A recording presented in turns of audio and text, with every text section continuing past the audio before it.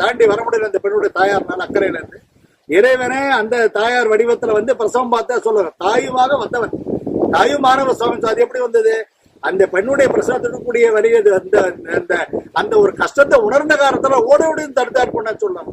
முக்கியமான உதாரணம் சொல்றேன். இதோட கண்ணப்ப நாயனார் எல்லாரும் தெரிஞ்சிருக்கும்.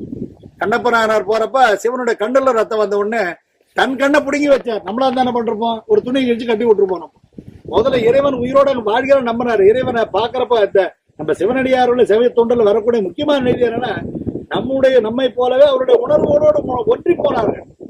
அதனாலதான் இந்த வரலாறுலாம் படிக்கிற சொல்றது.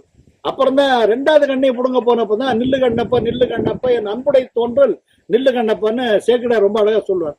கண்ணப்பனான வரலாறு சொல்லக்கூடிய உண்மையாகட்டும், தாயும் மாணவராக சிவபுராணம் இறங்கி உண்மையாகட்டும், நால்வருடைய வரலாறு கூடிய இந்த ஓலை சூளை காலை எல்லாம் உணர்த்தக்கூடியது என்னன்னா, அடிப்படையா ஒத்துணர்வாற்றல், எம்பத்தி